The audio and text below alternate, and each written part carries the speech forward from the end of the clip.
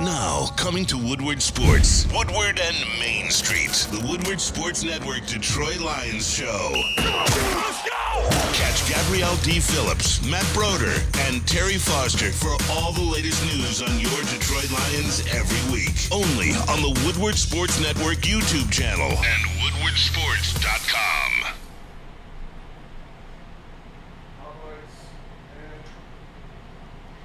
Good morning and happy game day. Thanks so much for tuning in to Woodward and Main Street, your Lions Insider Show here on the Woodward Sports Network. I'm Gabrielle Dee Phillips, alongside me, Matt Broder, and joining us later, Terry Foster. Thanks to Kool-Aid and Spencer for being here this morning to help make this show happen. There's a lot to get into. The Lions are headed down, or they're already in Tampa, to play the Bucs today. That will be wearing their creamsicle uniforms. Ooh. Which honestly I'm so excited about. And I know I'm not supposed to be excited because we're covering the Lions, but the creamsicle uniforms are classic. Give them something, a little blast from the past. Nothing wrong with seeing some new uniforms out there. It'll be a fun showdown on somewhat primetime Sunday TV. Exactly. It's going to be great. The flexed game, 4:25. You have the Lions coming in hot with a really exciting game. And honestly, I think one of the games of the week that many people are looking forward to watching, because you got two top contenders. Going head to head. Yes, they're both at the top of their respective divisions. I think it's the first time since 2002 that they've met up in that situation. It's going to be a fun game. It's one that no one really expected to be this hyped up before the season. But with the Bucs' success, they're 3-1 coming off of a bye week, and the Lions are 4-1 headed to Tampa. It's going to be an exciting one. The Bucs are playing well. This is no gimme game for the Lions. What are your thoughts on the orange? Are you into it? Do you think it's going to give the Bucs an edge over the Lions? I don't know. I back in my playing days, whenever we would get to wear some new uniforms or some throwbacks or some alternates, it adds a little extra energy. We'll see what type of professionals they are. Are they able to channel that energy into positive play out on the field? We'll see, but I do think there's a little bit of extra swag that you play with. I'm a fan of the creamsicle uniforms. That'll be the last time you hear me say anything positive about the Bucs like that. No, but it should be exciting.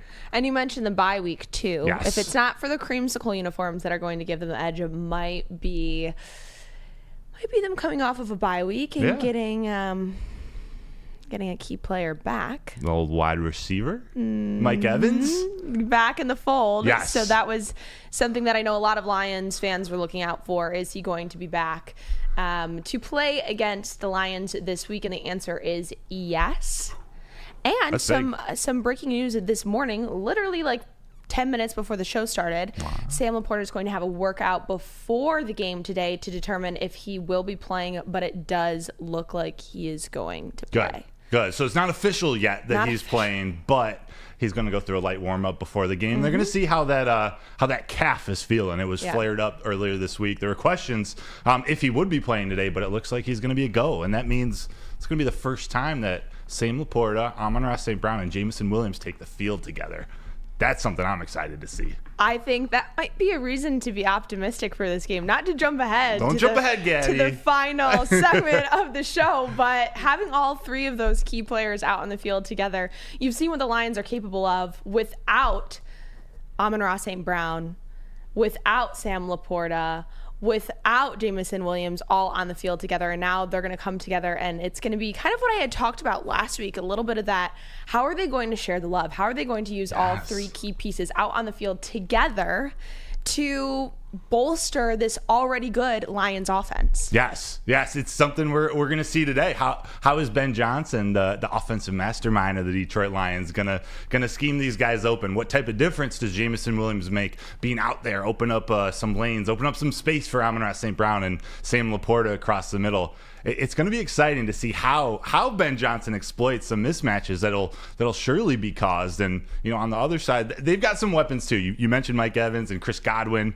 Trey Palmer is a rookie wide receiver that has a lot of talent, a lot of speed, and hasn't really done a ton yet at the NFL level. But he's one of those who could kind of bust out and explode at any moment. So there's some weapons on the field. I know Jahmyr Gibbs, the Lions running back, he will be out today. Yeah. He's an explosive weapon that they have. But with those 3 wide receivers, pair that with Josh Reynolds, with Khalif Raymond, with Marvin Jones Jr. That's a tall task, even for a quality defensive secondary for the Tampa Bay Bucs. And you started to get into some of those injuries, a lot of injuries on the Lions side. And the bye week is coming up, so that will be helpful. And they're going to be playing a Monday night game coming up, so that will give them some extra time. But going into this week, the list was really hard to read. Yeah, it was long. Very long. It was a long one, but you're right. The Lions have that luxury, and I think they're using it to their advantage. Starting 4-1, having 3 games. These are 3.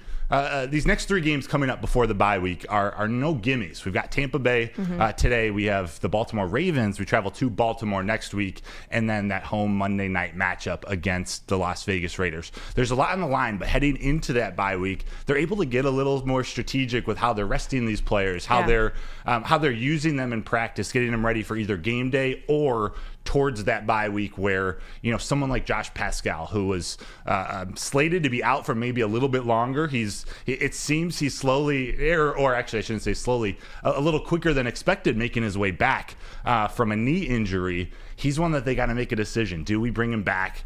Do we play him next week against Baltimore or the following week against Las Vegas?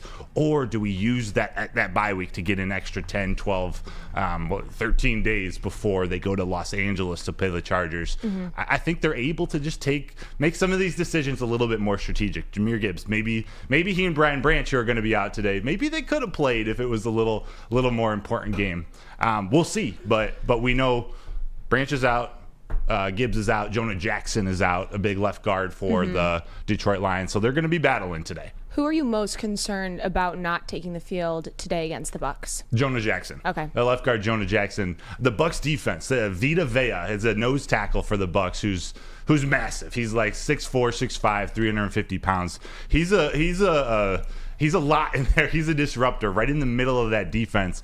And they're expected to get back rookie defensive lineman Kalijah Cansey out of Pittsburgh, who was sort of known coming into the draft. Someone maybe on the Lions board. I know a lot of people in Detroit were thinking maybe the Lions could go after him because of his pass rush ability from the middle of that defensive line. So they've got some pieces, some great linebackers too. I think Jonah Jackson being a left guard could be a more important loss than most think. Hello, can I join this show? I'm just a guy off the streets. Foster. Now, here's what I heard about Jahmyr Gibbs, that if he played the game more off tackle, like David Montgomery, he could play. Oh yeah. But because he's got a little wiggle and all this kind of stuff, and he doesn't really go off tackle, that's the primary reason that he's not going to play today, probably. That makes sense because he's got a hamstring injury. So some of those, like when you're focused on cutting and stopping on a dime and going the other direction, that hamstring is something that's got to be 100%, or you risk hurting it for more weeks. And you definitely don't want to put him in a position where he's going to be out for an extensive period of time. So if they can go up with the Bucs and they can be confident without him, then let him sit again this week. Right. Keep him healthy. And for the that's rest to of the do with season. Amon-Ra St. Brown. If they played him, there's a chance that they could lose him for an extended amount of time. So they want to be, they want to be cautious. He wants to play. Yeah. But sometimes you got to take it out of the player's hands. For sure. We've been covering off on the injuries, but there's been some news this week that we definitely need to cover, and that is Anzalone's parents were in Israel when the attacks had started to happen. He had his parents visiting there with their church group for a mission, doing some work over there. Their church group from Naples, Florida. That news broke after the game on Sunday. Yes. Sunday. I'm getting my weeks mixed up, but that news came out Sunday after the game and was a storyline that I know many people were following, including us here at Woodward Sports. He was able to speak to the media after they had returned home, and he knew that they were coming home safely. And he said the first thing that he's going to do, because they will be at the game today, is give them a big hug, and then he wants to get some answers out of them, because he did share that his parents did have to go down to the bunker of the hotel room of the hotel several times, but that they weren't sharing that until after they knew that they got out safely. So a lot going through Anzalone's mind this week, and I know, Terry, you've been keeping up with this very closely. Yeah, absolutely. And have you ever had a loved one missing? No. Thankfully not. We did, and it was really stupid, but it's a tough feeling, and it's not even, well, they're sick and stuff like that. You don't know where they are, and so it's a real tough situation. I don't know how you play, but that's what you do as a professional athlete.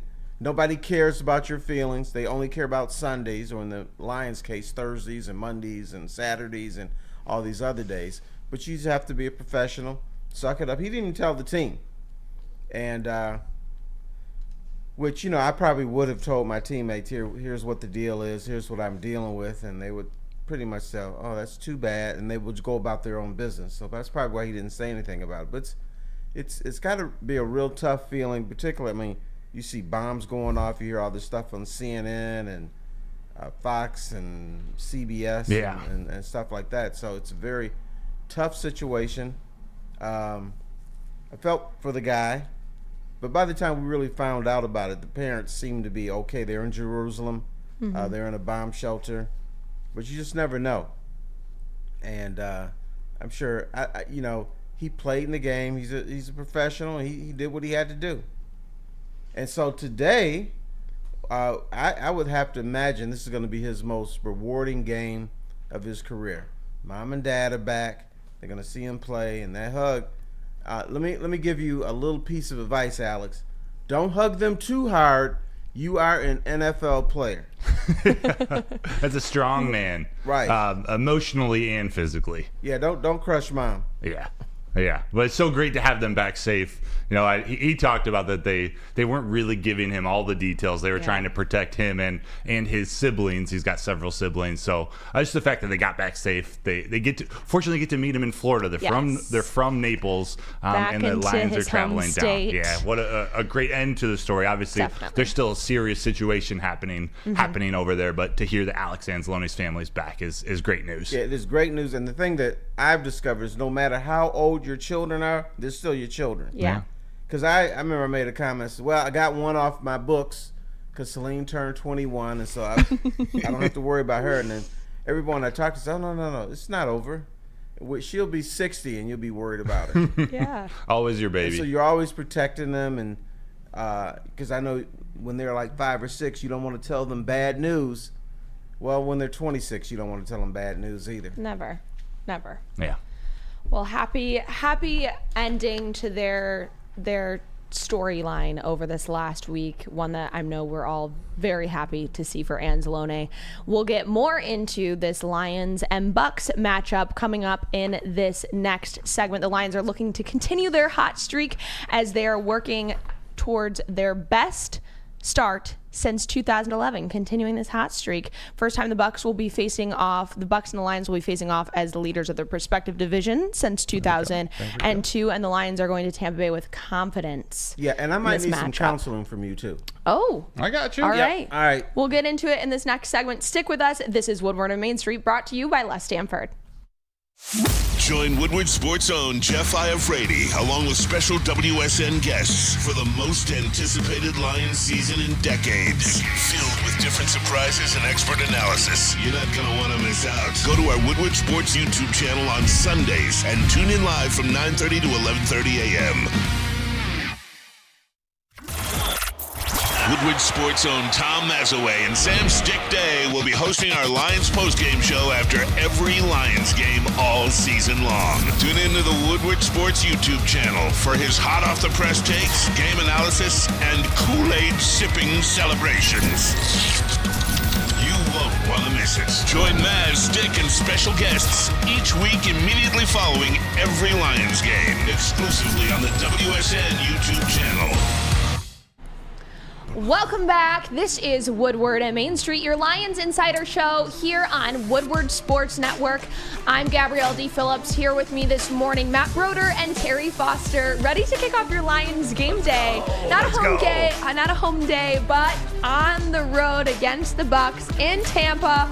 with some nice weather. Hopefully Lions fans will take advantage of this nice weather if they travel down to Tampa Bay. And we have a lot to get into this morning, but Terry has a little something that he's got to talk I to need a us little about. help. And What you got up your sleeve, Okay. Terry? Why is it that Tampa is in first place? Tampa's coming off of a bye. Tampa has a pretty good defense, but I think there is no way the Lions can lose this game. You think the Lions are going to lose? No, I said I think there's no way the Oh, there's Lions no can way. lose this game. Am I a 4-1, crackhead or 3-1. something? Is there something I'm missing? No, want I some wouldn't crack? say you're a crackhead. Okay. And I would say that I'm in the same boat as you. I really don't think that there's a way that the Lions could, should, or would lose this Now, game. is that because the Lions have shown us so much this season that we have more faith in them, or and I got a little bit of Baker Mayfield-itis. I just think he's going to melt against them at some point today. I know he's had a fine season, and I respect what he's done, but I just can't imagine him beating the Lions because I don't think Tampa can run the ball against Detroit.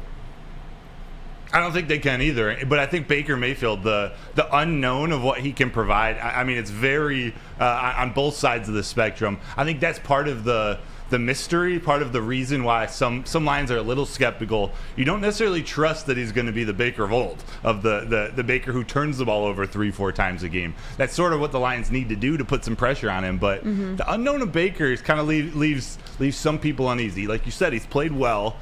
Is that going to continue after the bye week? Are they getting a little ahead of themselves? We'll see. But you're right, that Lions run D, put it in Baker's hands. That's what I think. We're going to talk about some keys to the game. I think that's an important piece, but I don't think it's a gimme. I don't think the Lions are just going to run all over them. I may be differing from you guys a little bit. Well, And that's okay. That's what makes the world go round. yeah. You mentioned it that the game is won in the turnover battle, and that's a big thing that we have to talk about in terms of the Lions and Jared Goff, and we've seen how they've been able to make a quick comeback if they were to get themselves in that position. And, last week in the game, they remained steady. So hopefully they can continue that going into this week. But how can the Lions limit their turnovers against the Bucs this week and keep themselves from making some detrimental mistakes with that you saw kind of be their Achilles heel in the game against the Seahawks? Yeah, well, on top of just seeing what Scotty Montgomery, some of the drills that he runs in practice these last weeks, where they got coaches and these sort of padded these pads that they're just constantly trying to jam the ball out of the running backs' hands, out of the wide receivers' hands. They're trying to prevent more the fumbling, but ultimately at the end of the day, it sort of falls on Jared Goff not turning the ball over in the air too often, and David Montgomery and the running backs, once they get their hands on it, not putting it on the ground. Take your 3, 4, 5 yards instead of trying maybe that little bit of extra effort that causes a fumble. Hang on to that tight. I do think controlling that turnover battle is going to be key. The Bucs defense, that's what they do. That linebacker crew led by Levante David, he's been doing it his whole career. They go and they get turnovers, they get takeaways, and that's part of how they've been able to get the ball back into Baker's hands with good field position. So, Terry, what do you think? That's why the Lions made the conscious decision of building an offensive line, getting David Montgomery in, who doesn't fumble much, and then taking it from there. Last I heard, in Tampa, it's not going to snow today. Am I correct about that? That's correct. All right. I don't know if it's going to rain. I don't think it's going to rain. It's not going to be 2 below 0 or anything. So I think the Lions, because, they're built on toughness. Tampa can snatch at them and everything. But the bottom line is the Lions don't plan on fumbling. Those drills are going to become handy. So they won't. I don't think they'll fumble. If there's going to be turnovers, there'll probably be interceptions from Jared Goff. Yeah. The other thing is, I'm wondering if the Lions are going to do this drill that the University of Michigan used to do. It's called line buck. Okay. And line buck, what you do sometimes is you make a little tiny pathway. It's 2.5 yards wide, and then you fill it with a couple linemen and like 3 or 4 defenders, and their job is to make not only tackle you but to take the ball away from you. Yes. So I'm wondering if they're going to do something like that. It's a drill that sometimes the NFL does. It's called line buck, but everybody's got a different name for it. So you do that when you're facing teams that want to get the ball. Because in the NFL, remember this, you can't stop opposing offenses. you either got to somehow take the ball away. You got to stop them on fourth down, and that's really difficult to do. So I think Tampa's like, we don't have the defense that's going to just stop people, and nobody does. We're going to take that damn ball away from you. And the Bucs defense has only allowed 1.7 yards per play inside the red zone this season. That's second in the NFL. So if you're Ben Johnson, what strategy are you going to take against this defense? I'm going to start by running the ball. Although the Bucs defense is playing pretty well, and they've got weapons on that defensive line, linebackers, they don't defend the run very well. So you need to rely on David Montgomery and that offensive line. Despite missing Jonah Jackson, you still have veterans like Graham Glasgow and Halapoulivaati Vaitai able to fill in, and David Montgomery to run behind. So you got to start with the run. We talked about Sam Laporta and Jameson Williams and Amon-Ra St. Brown and this wide receiver crew. That all becomes possible because of the run game, because of giving the ball to David Montgomery, one of your favorite players. It is. Well, I'm surprised you didn't come up with the magic elixir. If you get a long run play, take a knee at the 21-yard line, so you're not in the red zone. Yeah, easy fix, right? Yeah, but I saw Tampa play a couple times, particularly against Minnesota, and every time they got in the red zone, it wasn't anything Tampa did. Minnesota just melted down. Kirk Cousins was throwing the ball all over the field. That's why when I watched that game, I wasn't watching the score. I'm like, Minnesota must be kicking their ass. And they weren't. They were behind by 3 and 4 points. And I thought Minnesota's making mistakes. Cousins was missing wide open guys. So, you keep your same game plan in the red zone that you had outside the red zone. Jared Goff, I wouldn't necessarily run the ball all the time inside the red zone, but you create passing plays that are almost like run plays. And just get your little 4 or 5 yards, stay steady, and then score that way. Yes. Dan Campbell's kind of known for those crazy decisions that he can make in the red zone. And do you think he's going to remain kind of conservative in this game, that we've seen him leaning more towards this season with some of those flashes going the other way? Or is he going to really put himself out there today with the decision making? I think his conservatism, his ability to be conservative these last couple of weeks, I think it's because he's getting more comfortable letting the game come to him, letting the game dictate, is he going to be aggressive or is he going to be conservative? So I don't know for sure. I believe that he's going to make smarter decisions, whether that means being aggressive and going for it on fourth or running a fake punt or a fake field goal or something. I think he's just becoming smarter at when he picks and chooses those moments. And may not trust his kicker. Yeah. That could play into it also. So you never know what Dan Campbell's going to do. That's the beauty of Dan Campbell. Right. We talked about him being a wild buck, and then in the last few weeks we're like, where's the wild buck? So you have to keep the element of surprise. Yes. But I think in a game like this where Tampa and the Lions, I would say this every week, could be low scoring. Of course, they both scored 50 today, but could be low scoring, and so it would tend for him to be a little bit more conservative because points are at a premium. And the old saying is, if you settle for 3, you're going to lose the game. Well, you get every point put on the board that you can. And so I think he might be a little, I don't want to say conservative, but a little bit more cautious. Cautious. That's a better C word. Yes. Cautious. Yeah. So Detroit needs to focus on establishing their run game. Yes. Holding off this defense with the Bucs that seems to be improving week after week, leading them to be 3-1 and the leaders of the NFC South. And the Lions are 4-1 NFC North leaders. It's going to be an exciting game, and I think it's a pretty even matchup, and we'll get more into that in this next segment. This is Woodward and Main Street, brought to you by Les Stanford. Brace yourselves, Detroit. As the sun begins to set, 2 of Woodward Sports' brightest young stars will be taking the mic for a brand new show. Woodward Nights with Broder and Broder. The dog days in Detroit are over, and the boys are unleashed. Join in on the banter and hop on the bandwagon of the #1 night show on the internet. Tune into the Woodward Sports YouTube channel every weeknight from 8 to 10 p.m. Woodward Nights with Broder and Broder. Now, coming to Woodward Sports, Woodward and Main Street, the Woodward Sports Network Detroit Lions show. Let's go! Catch Gabrielle Dee Phillips, Matt Broder, and Terry Foster for all the latest news on your Detroit Lions every week. Only on the Woodward Sports Network YouTube channel and woodwardsports.com. Welcome back. This is Woodward and Main Street, brought to you by Les Stanford. I'm Gabrielle Dee Phillips, alongside me, Matt Broder and Terry Foster, to bring you your Lions Insider Show on this game day, where the Lions will head down to Tampa Bay to play the Bucs at 4:25 today, October 15th. We're looking forward to that flex game, the Lions in their prime.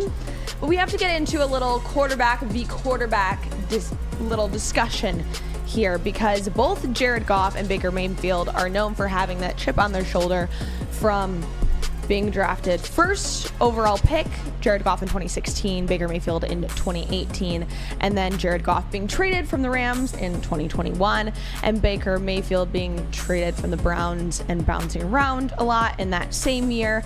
Now, both of these quarterbacks have sat behind kind of a superstar, and they both have a little bit of a chip on their shoulder that everyone in the media talks about. But who has the bigger chip on their shoulder?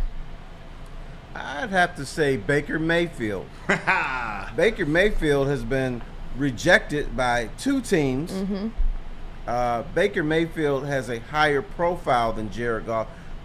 Just the people in L.A., Sean McVay, have said, hey, Jared, you stink. We don't want you. The whole world has told Baker Mayfield he sucks, including me. So I would think he has a bigger profile, bigger chip than Jared Goff, because now Jared Goff is sort of being embraced by Detroit. I'm not quite sure if Baker Mayfield, there's still people saying, Baker Mayfield, I don't know about this. But at least here in Detroit, people are starting to embrace him more, although you still have his detractors here. Say it's going to disappear. But, I think Baker Mayfield has a bigger chip. And why are you one of the people to talk so badly about Baker Mayfield? Because I've seen him play. That's why. I just think he's just this cute little diminutive guy that has his moments. He can hurt you if you're not careful. But if you put pressure on him, he can melt down. Baker Mayfield can turn into a cream puff if you put pressure on him. If you don't, then he can become this big tough man that you don't want to deal with. But I, bad me, have faith in the Lions that they're going to keep pressure on him. They finally figured it out. They figured out that Aiden Hutchinson can't rush the quarterback by himself. They put Bugs in the lineup. Bugs. McNeil has been fantastic. And that pass rush, even when they don't get you, you're like, oh my God, man, the walls are closing in. They're closing in tight, and you're looking around, and that's the key. They put the fear of God in you. You keep mentioning meltdown, and I'm wondering if you're using this kind of pun because of the creamsicle uniforms, Terry. They call them a cream puff. Yes. I hate the creamsicle uniforms. You're not a fan. No. You're on the opposite side of the desk here. Wow, Mr. Stanky Leg himself. They stink. And by the way, I have a correction. I did the funky chicken wrong last week. You did? A little bit. I had my arms a little bit too low. They should have been higher. Okay. More like the chicken. I just don't like those stupid uniforms. And I will say this. When Tampa had those uniforms, they lost 27 games in a row at one point. Jesus. Never, ever made the playoffs. Then when they changed to pewter and orange, that's when they started to get good. A lot of people... Mike Allstott. Yeah, a lot of people think it was Mike Allstott and Tony Dungy and Brooks and Gruden that made them better. Nope, it was the uniform change. Now, lo and behold, it makes a difference. You know who else has made a slight uniform change? Your Detroit Lions. What are they doing, Terry? They're going to be going. Well, I mean, they've white, got gray, the white. alternative helmet. They wear the grays, which I don't like either. But it's a change from the Honolulu blue and silver pants that they always wore. So, and now all of a sudden they're pretty good. So it's all in the uniforms, apparently. That's it. It's the fashion. It's all in the hips. And they're going to be wearing their white their white jerseys today with the light gray pants and white socks. So pretty close, I think, as close as we're going to get to a whiteout for Lions fans, which They I think should is wear the powerful. all whites today. I think this is as close as we're going to get to it on the road. No, they can wear the all whites. They have white jerseys and white pants.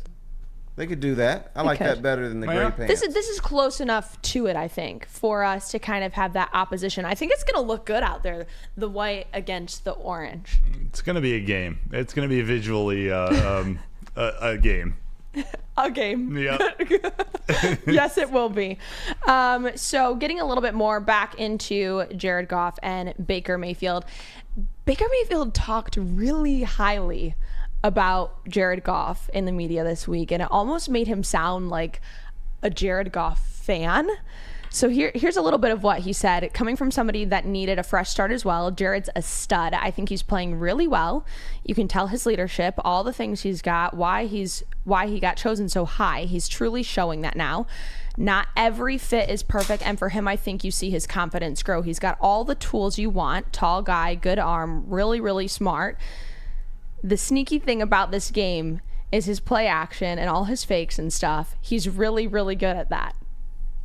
I mean, that's a lot. And he went on. That's like a section of what he was saying about Jared Goff. Now, the last time that these two have met was in 2019 when Goff's Rams beat Goff. Sorry. Goff beat Mayfield when he was playing with the Browns 20-13. And this is the first time that they will be taking opposite sides of the ball and rematching both as QB1. Goff, cover your ears. Don't listen to him. He's trying to butter you up. Don't listen to him. Don't affect. We don't want Goff's chip to shrink at all. He can still play with the chip on his shoulder.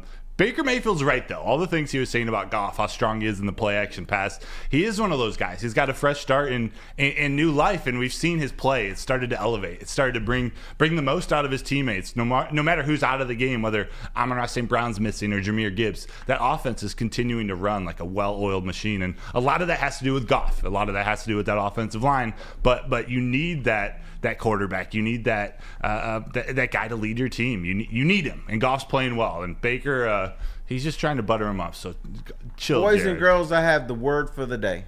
Here we go. Belief. Believe. They did not believe in Jared Goff in L.A. And you notice his game went high to kept getting lower, and all of a sudden you're thinking, this guy doesn't belong in the league. He was a throwaway for Matthew Stafford. When they made the trade, it's like, oh, damn, we get Jared Goff. Wonderful. Now, this coaching staff and these teammates say, hey, Jared, we believe in you. We love you. We know that you can lead us. And all of a sudden, he's getting better and better and better. When he threw the interception the other week, people weren't going back and said, man, this bum got us in a bad position. What did the Lions do? They stop the team, and they come back and score, and then they blow them out. So that is belief. Yeah. If you believe in somebody, it makes them feel better. Yeah, and I know there's two people that definitely believe in Goff. It's Ben Johnson and it's quarterbacks coach Mark Brunell. This is the first time in his career, in Jared Goff's career, he's been able to work with the same OC and the same QB coach in back-to-back years. Which is wild. Wild. He was drafted in 2016, so we're coming up on 8 years. That consistency, we're starting to see that comfort come out. Some of his decisions pre-snap at the line of scrimmage. We're seeing Jared Goff's personality come out more on the field, and I think that's affecting the play positively for everybody. I agree. There's only one thing that scares me. What? Dan Campbell, does he totally believe in him? He doesn't have a nickname for Jared Goff. You're right. I mean, he's got At least E-Man, that we know of. Huh? At least that we know of.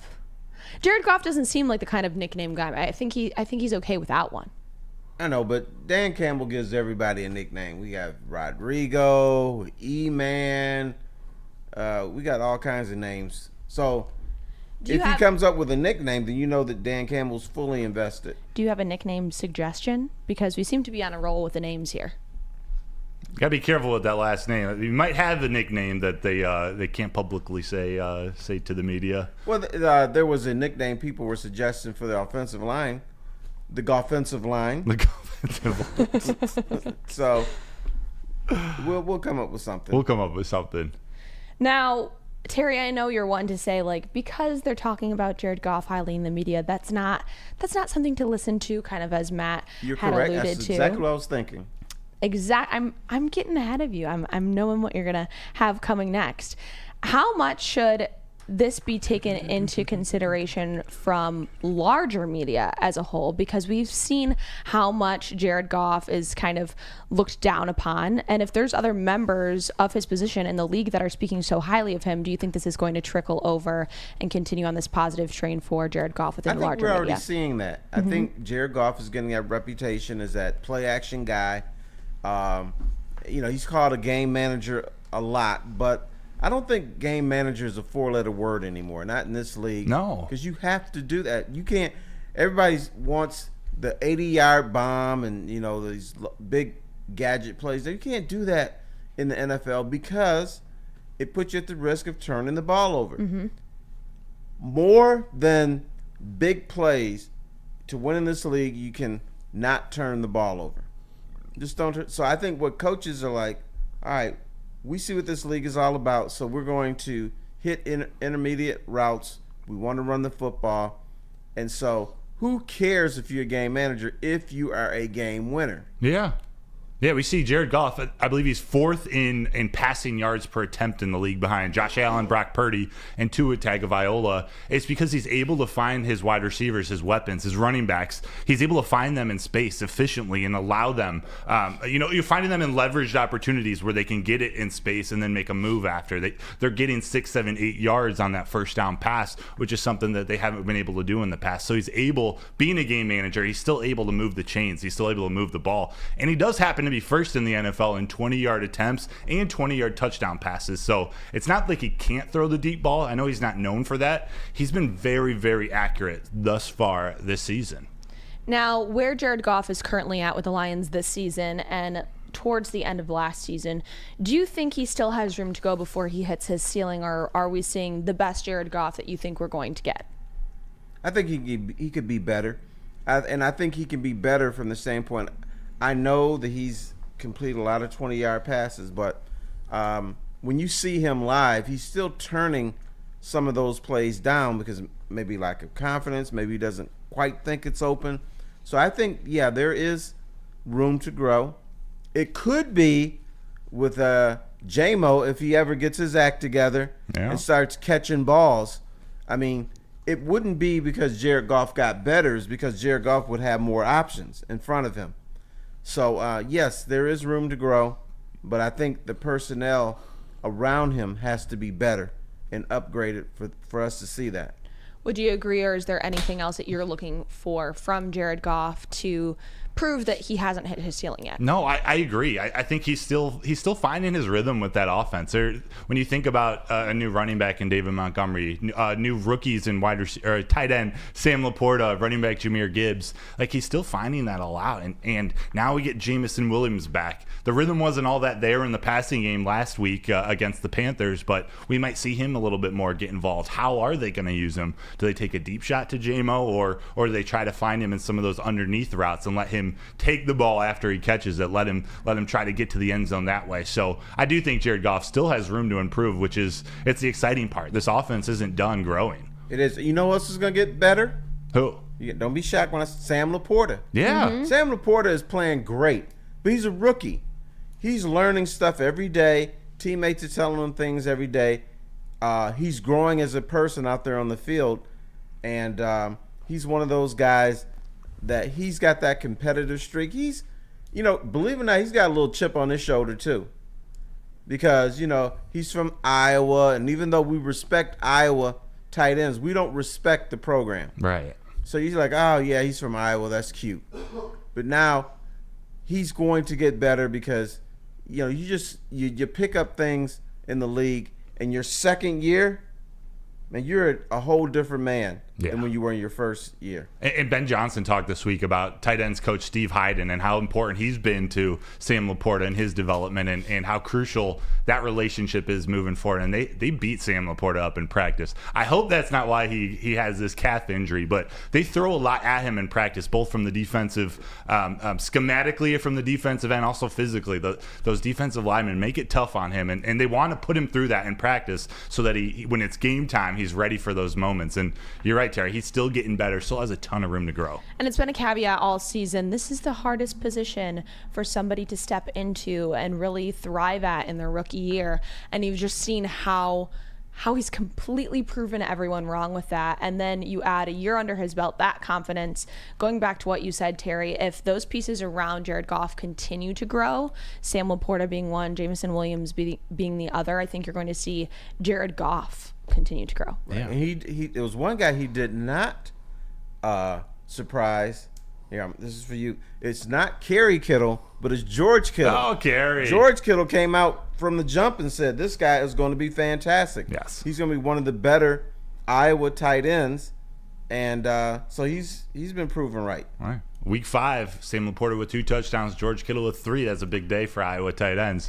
And as a tight end, what a better situation to come into in the league, having Dan Campbell as your head coach, a former tight end in the NFL. Ben Johnson, your offensive coordinator, was the tight ends coach for the Lions. You got Steve Hyden. You got all these weapons, all these former players. I said weapons. They were weapons when they were players. All these great mentors for him. It's a great situation to be in.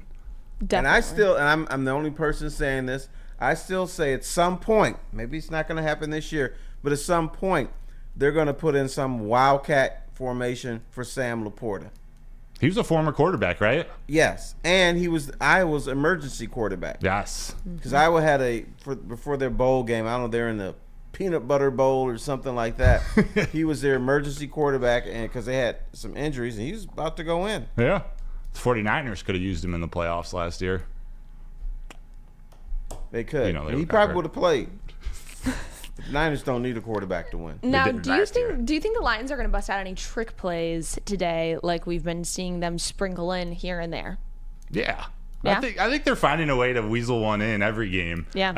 I don't think they're going to come right out and do it in the first quarter maybe, but you never know with Ben Johnson. He's unpredictable. He said himself he's calculated, but Ben Johnson is unpredictable. What do you Save think? it for the first drive, third quarter. First drive, third. I'm writing that down, Terry. First drive, Trick. third Do quarter some trick trickery play. there. Or you heard it here first.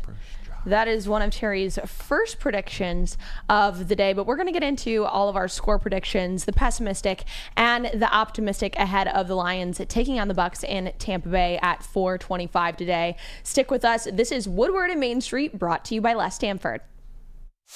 Join Woodward Sports' own Jeff Iafrate along with special WSN guests for the most anticipated Lions season in decades. Filled with different surprises and expert analysis. You're not going to want to miss out. Go to our Woodward Sports YouTube channel on Sundays and tune in live from 9:30 to 11:30 a.m.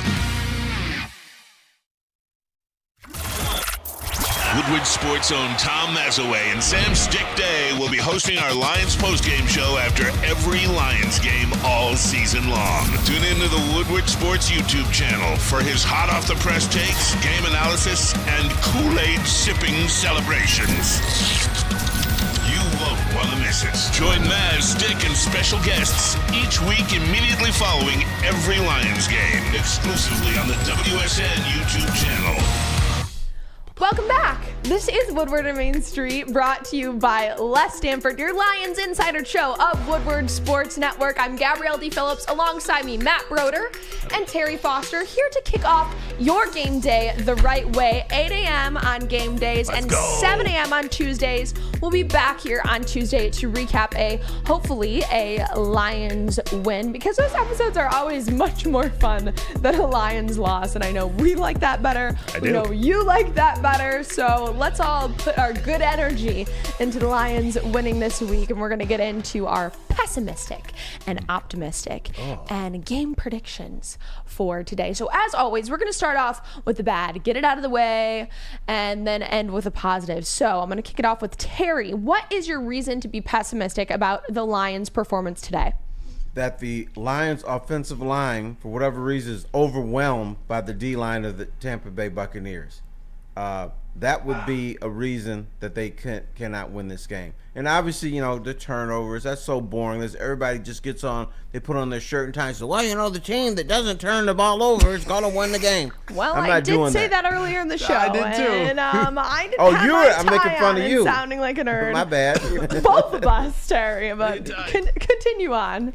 But, if the Tampa Bay's defensive line is better than we think it is, and it's better than the Lions' offensive line, then that could be a problem. Oh, good. The other one is no heat on Baker Mayfield. Even though I think he's a chub, he can still hurt you if he's not pressured. Big Chubb. And not Nick Chubb either. No, he's hurt. Matt, what is your reason to be pessimistic for the Lions' performance in Tampa Bay today? Since he went with that defensive line, which is very underrated with Vita Vea, Kalijah Kancey, and crew, I'm going to go to the defensive backfield. They've got strong linebackers. We covered that. But Antoine Winfield Jr., Jamel Dean, these are very talented. This is a very talented Bucs secondary. If they can somehow find a way, if that defensive line at least stops the run a little bit, they have some time to cover Amon-Ra St. Brown, Jameson Williams, Josh Reynolds, Sam Laporta. That can make it difficult for Goff coming and turning his head out of play action. If he looks up and these guys are covered by a strong group there for the Tampa Bay Bucs, it could be a long day for them. My reason to be pessimistic is the Lions are on the road, and I feel like they've been playing so well at home, and now you're going up against a good team on the road with a Baker Mayfield that we are still learning more about game by game and what he is capable of in Tampa Bay. Obviously, this is a more positive situation for him. He seems to be firing on all cylinders there and finding his groove. So in this bye week, what did they come up with for Baker Mayfield to be even more comfortable when taking on the Detroit Lions? That is my reason to be pessimistic, even though I know you don't believe in Baker Mayfield. I don't. But he can be dangerous if you just kind of ignore the boy. You know what we didn't mention? The bye week. Tampa's coming off the bye week, and they could be fresher and less injured. Maybe have a little more pep in their step. Yeah. So we'll see. Mike Evans is coming back. That's a big-time wide receiver. That's big. So why do I think there's no way the Lions can lose this game? There's something wrong. There's a trap in here somewhere that I don't see. There is, Terry. There must be, but now I have to know, what is your reason to be optimistic, because you are so positive about the Lions going down to Tampa Bay and taking a win in this one? They can't lose. That's why. Real simple. The optimistic part is that win with them. I have to believe it's going to be nice weather, and David Montgomery is going to do what Montgomery does. The offensive line is going to do this thing. There will be no turnovers. That Jared Goff is going to game manage, and if they do that, then they should be able to win. They don't need trickery. They don't need surprises or anything like that. Although I would reserve one little trick play in the third quarter, but they don't need that to beat Tampa. They're the better team. They have better personnel. How about that? As you're talking about their trick play on SportsCenter up in the corner there, they're showing the Lions the double reverse flea flicker, the snap between Jared Goff's legs directly to David Montgomery. It's the irony, Terry. Yeah. Great timing.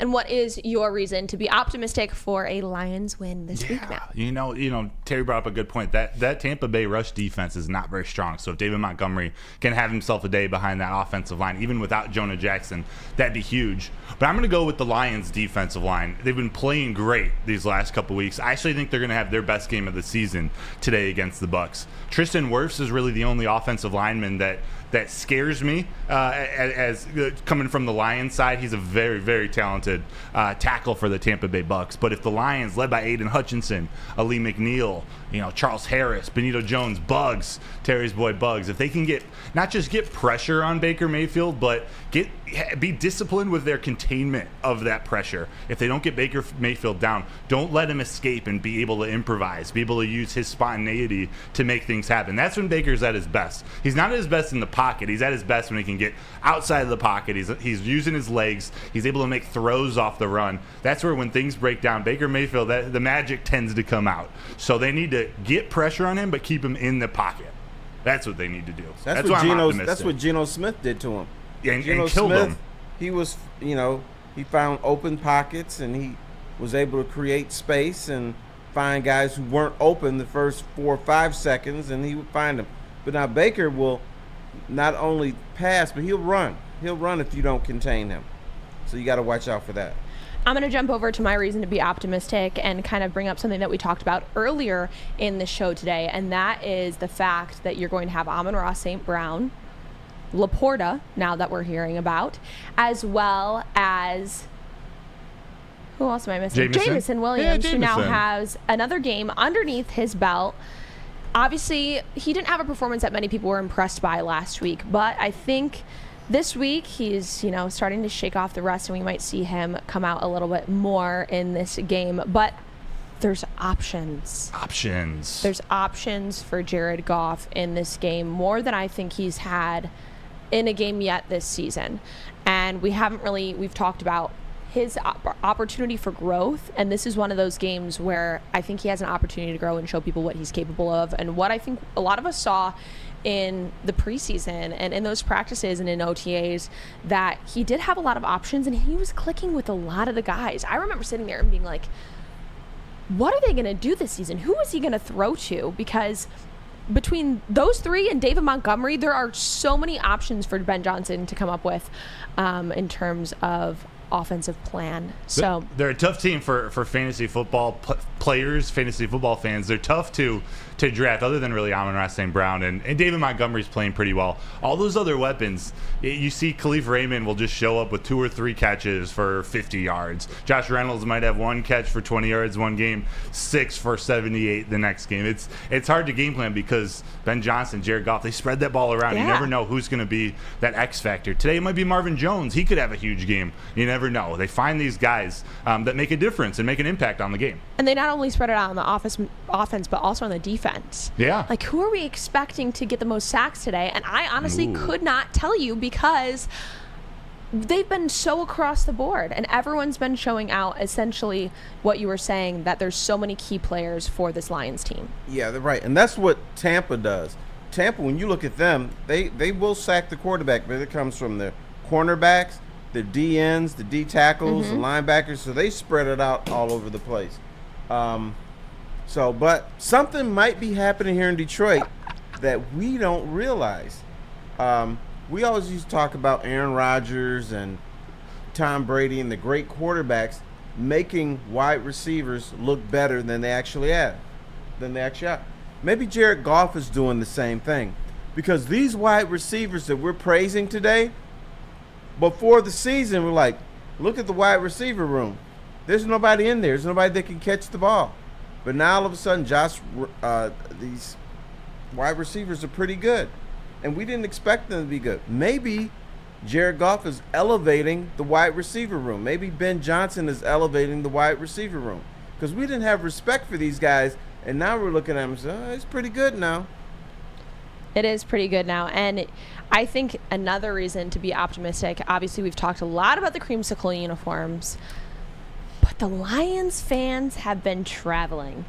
And they travel to Green Bay. You're telling me that those Lions fans are not going to be showing up in Tampa Bay? I don't believe you, because I think that Honolulu blue is going to rival that orange that is in the stands down there in Tampa. And you already have a good population of people that are starting to trickle down to Florida for the winter. So I hope that they're going to show out for this Tampa Bay game. There. My sources are telling me that the Tay-Tay clubs down there are filled with Honolulu blue and silver. Your sources or your friends? They're my sources. Because Tampa is the Tay-Tay capital of the world. Tay-Tay? It is. They got Mons Venus. No, she doesn't go down there. That's big time. But they got the spaceship. They got a whole bunch of places. They're all over the places. And when they're filled with Lion fans, and Crackman may not be in there, but if they're singing the Lions fight song, you know that's going to be trouble for Tampa. He was singing it on the plane on the ride down there. Crackman was getting the party started. He's ready. This is his time. This is what he has been hyping up for so many years for. It's this kind of season for the Lions. I'm excited for him. Yes. J-Mo was calling for it, too. J-Mo was saying, I want to see that blue and that white out in Tampa Bay at Raymond James Stadium. Yep. And now we got to get into our score prediction. So I'll throw it to you first, Matt. Ooh. Today, Lions, Tampa. I told what you- is your score prediction looking like? I told you guys that my prediction was going to be maybe a closer game than you guys might say, and we'll see. I don't know what your scores are going to be. I think it's going to be a 24-20 Lions victory. It's going to be close. It's going to come down to the wire. Tampa Bay might make a little comeback. They might make it closer at the end, but Lions come out victorious 24-20. Terry, what you All looking right. at? I was on the final word, and we had to commit to score for the Lions. How many points with the Lions? I said 27. So I'm going to say the Lions will defeat Tampa 27-20. Wow, an extra field goal. You're trusting Riley Patterson today. Sure, you can get one. Yeah. You can get one for 30. Now, I'm going to also go with a close score similar to you, Matt. I'm going Lions taking the win 28-23 today against the Bucs. The Tampa Bay Creamsicles are going to melt against the Lions. That's the magic word, melt. Melt. Drip. Make them melt. Make them melt today out there at Raymond James.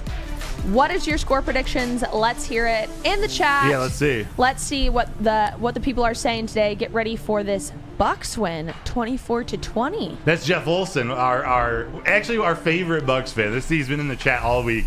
Really good man, Bucs fan. He's been sharing some details. He says what? 24-20. 24-20. Paul Thomas says 24-20 Lions. Okay. Steve Lehman, 31-20. I know Shane D had one in here. 35-21. I'm seeing Lions win. I mean, for the most part, I'm seeing close scores. Now now people are getting their confidence up there and getting some 10-point differences. But I think this is going to be a close we need game. to show some balls one day. Say Lions 40 and whoever 10. Just gonna blow somebody out. We'll do that. I don't think it's going to be today. Too evenly we'll find matched the today, balls but soon. it's definitely coming, and their confidence is growing. So I know it's out there still. Mike It's G still to says come. T-Foss likes pasties. I have to shout out Mike G in the chat. I actually do not like pasties. No. I can go without those guys. He says Uncle Terry's mind is going south of the border, so to speak. I'm just Chad simply Carey, telling you 50-0. what happens in Tampa is a lot of fun, and it is the Tay-Tay capital of the world. Tay-Tay? Spencer needs to go down there. Have you been down there too? Oh, we need to send Spencer down there. I think so. Get him on that flight. Well, the Lions took a flight down to Tampa Bay, and they're down there for a game today against the Tampa Bay Creamsicles, hopefully making a melt like we said. Now, we will be back on Tuesday at 7 a.m. for a game recap right here. All three of us ready to talk a hopeful Lions win. But that's all for today. I'm Gabrielle Dee Phillips, Matt Broder, Terry Foster. This is Woodward and Main Street, brought to you by Les Stanford. And stick around for our Lions pregame at 9:30.